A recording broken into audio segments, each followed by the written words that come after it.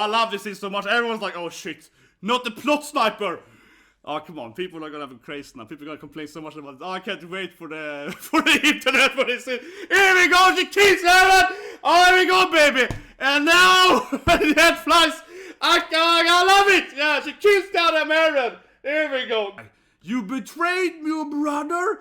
You following your evil father's plan, right? Oh, yeah, actually, I'm just pretending.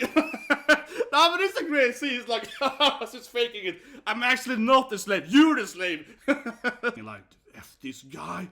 Goddamn Eren, you know. And then, I love how this is really good in the anime, better in the manga, because every character is staring. It feels almost like like a fourth wall thing.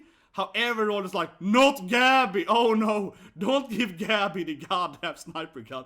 No, it feels like everyone knows that he's gonna kill him, you know. And all the other characters are like, oh no, not that woman. You know, you see Zeke like, not Gabi! No! So everyone is like, oh no, she's the plot killer. She got the plot armor to kill everyone. It's like, oh no. But honestly, I found it very interesting, right, when I read this too, genuinely, right, because we can always discuss about plot armor, right? We can discuss who's the plot character, right? I would argue that Gabi has the strongest plot armor, honestly, and then Eren, right? And so on. But Gabi also has this thing that I call then basically, like, anti-plot, right? Like a plot sniper. Like, she's the only character that has to kill everyone. Think about that, right? We always talk about plot armor, but as I call it when I read the manga, like 1 year ago or something, Gabi truly has like plot, anti-plot armor. Or like plot sniper, I call it, right? And this is actually something I haven't seen that many other storytellings, but I truly think that Gabi is like one of the most prominent examples of a character that kills every other character, right? She already killed, obviously Sasha, spoilers, right? Armor thing going on, but she can like kill everyone. But she has the power to like murder all the characters. It's just like this really weird thing how there probably exists other characters too in other manga and anime, but rarely have I seen honestly, right, this kind of character where she has insanely high plot on herself, right? Like every scene she's saved by someone, right? So she has the plot convenient. But then she's also the only character basically allowed to kill other characters, right? Like she kills, Sasha and more, right? So she's a very like, very very strongly like, well, it's an interesting character in that sense. But I want to go back to that earlier, right? And I talked about that in the Crunchyroll Rose and so on, and the links below for that. Talking about the Eren being, the protagonist, antagonist. This also is why, of course, Gabi is the protagonist. Because we are following Gabi, right? After the time skip, Gabi is the main character, clearly. We're following her and the Marley, how she's like fighting the other countries and so on, right? And we're following her life as a Marleyan, right? In alien Marley people. And then, of course, we're following her escaping, meeting her family and so on, right? And now we're following her killing Eren. I mean, look at this scene here. We're seeing her being like, you killed my friend! And then she shoots, Eren, right? And we're seeing it from her perspective. She's crying. She's like, I want revenge, right? And the other characters, like Zeke and Eren, like, not Gabi, right? And they're all afraid of Gabi because, Gabi is a plot killer, right? So, isn't that very, like, a main character perspective, right? I'm probably making another video about that, I feel, next week, because people are still arguing over the whole who's the main character or whatever, right? But the thing is that the easy example I have of this thing, right? It's, I would say, the easy example I have, and I'll talk about it probably more, I guess, next week, because I really want to break it down, the protagonist, antagonist, and that stuff, right? But this is Star Wars, right? Okay, so Star Wars, you're following Anakin, right, and Obi-Wan, they're the protagonist, and especially episode 2 and 3, Anakin, right, Darth Vader is the main character, protagonist, and then in 4, 5, 6, you're following his son, Luke, right, spoilers, yeah. So, of course, in Star Wars, you have 2 different main protagonists. It's not that strange, right, to have several different movies or seasons, and then you change character. One of my favorite games is called Sega Fountain 2, PlayStation 1. That game is over 60 years, right, the time frame of the game. And you're playing as 2 different protagonists immediately, and then you're playing as their son and then their granddaughter, right? So of course a game or anime can change protagonists. Attack on Titan, Eren's protagonist, and then Gabi becomes the protagonist. This episode here, I think, really again, shows you that she's the protagonist, like primarily for this season, right? Because again, this is a perfect scene with this her perspective, right? She's gonna kill Gabi, she's gonna kill Eren. And if you look at it like that, right, that Gabi is the main character in this season, right, this scene also makes more sense from a narrative standpoint. Because who's gonna kill Eren, the previous main character? Well, the new main character, right? Again, look at Star Wars, my example here. who's gonna fight Darth Vader, right? The previous main character, well, his son Luke, right? The current main character. It's pretty common, right? That if you do change main character or change protagonist or so on in storylines, they usually are gonna have a conflict, right? It's pretty common writing. So that also kind of motivates why Gabi has the power, right, to be the one to kill every other character, because she's the new protagonist, and of course then she's gonna kill the previous protagonist, right? So I think that makes a lot of sense. I might make another video about it again, because I do feel that it's an into topic that every year, honestly, in my opinion, right, Crunchyroll is wrong. But what's the protagonist? Like, for example, I'm gonna say now, I said in my other video, Shigaraki is an antagonist according to them. That's wrong, right? Shigaraki in season 5 of Academia is the protagonist, because it's a villain arc and he's fighting with Destro, another villain. He's the protagonist of that season. He's not the antagonist. He's never in a conflict with the heroes. So from a writing standpoint, they're clearly wrong. But anyway, yeah, Gabi kills Eren, and I think it's a great scene. It actually is also like logical because Gabi is truly the best sniper, right? So it kind of makes sense. But I have to say again that I think it's funny how to me it feels like a fourth wall scene, right? Because everyone, I guess I said earlier, but I said again here, everyone when it's happening, we see Connie, we see Mikasa, right? We see everyone be like, not that girl, not that shitty little girl. Like, everyone's like, no. I do love that. So that to me feels like Fort Wally. Everyone's like, no, not Gabi. Don't give her a gun. Yeah, everyone's like, no, it's gonna be Sash all over again. It's like Connie and Jean. Everyone is like, no, not this little girl. She kills every person we know. She kills all my friends. She kills all my friends. Like, that is the Gabi we all love, right? And argue, this is kind of really is. When I take a Titan, jumps the time away, right? And this is gonna be the beginning of arguably insanely amount of plot holes, or you could be like an Ishiyama, simply be like, oh, this makes perfect sense. But I think that some parts of the whole Eren and Zeke inside the path thing and time travel shit makes sense.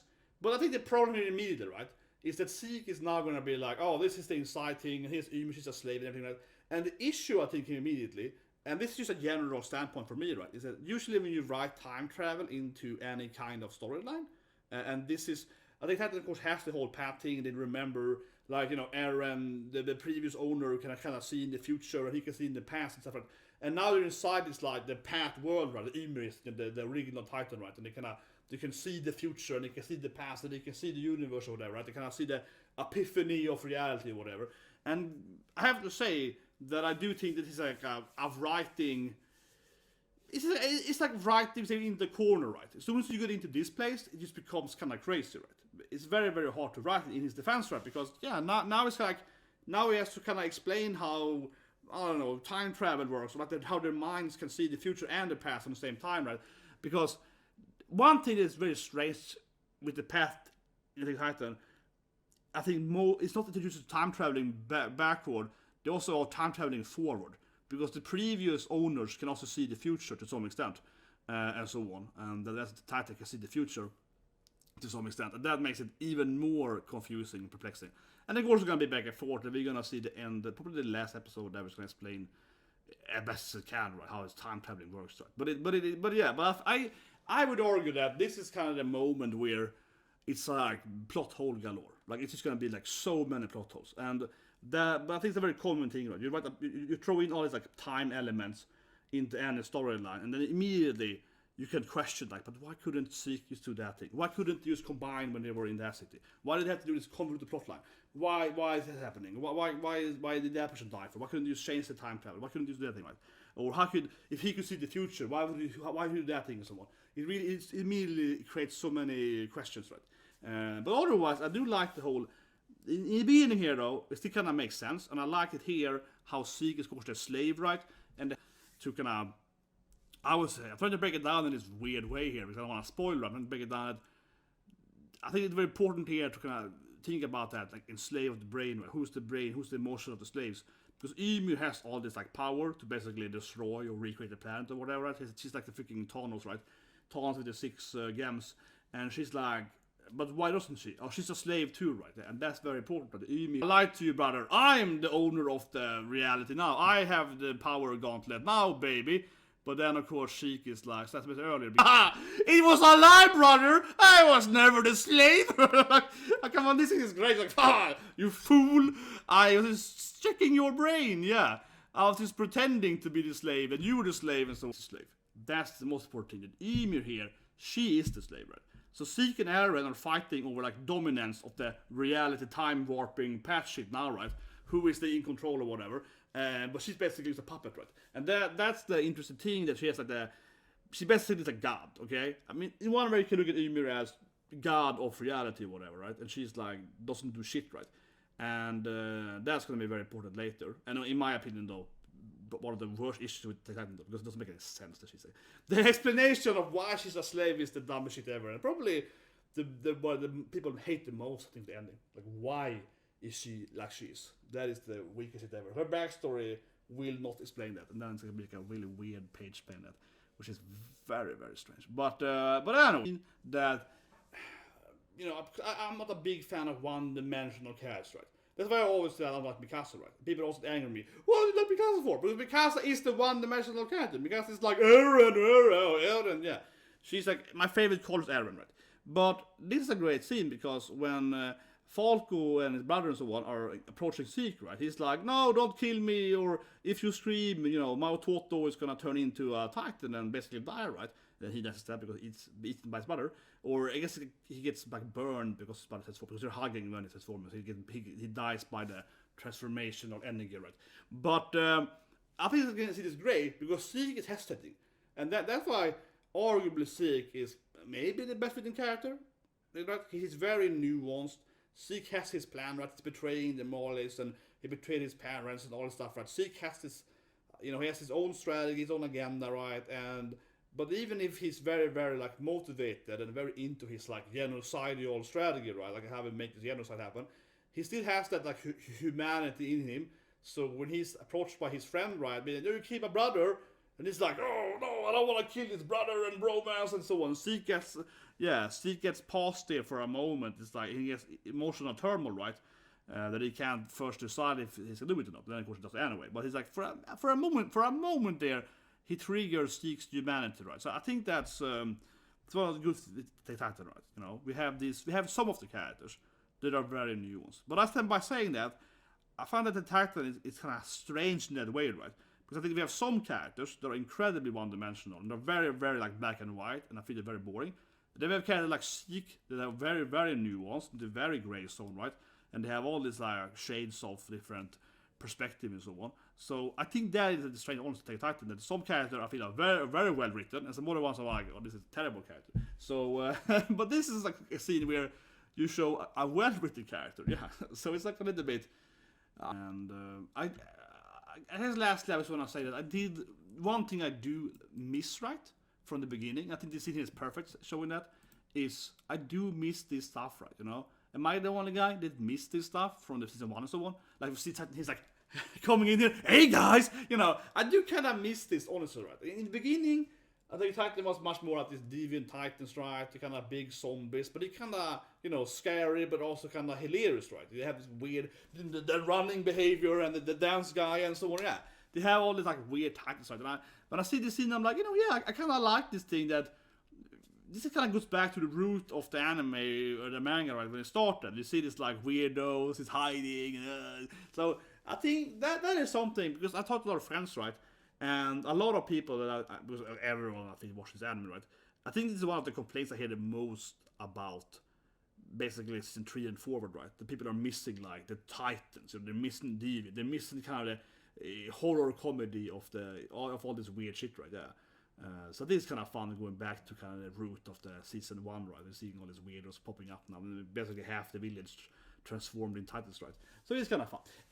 Anyway, guys, subscribe to the channel. I'll see you guys soon with Demon Slayer. Take a few minutes break and then see Course Demon Slayer, which I am looking forward to because I think we're gonna have the darker backstory. It's probably gonna be some hentai backstory. I'm just being honest here.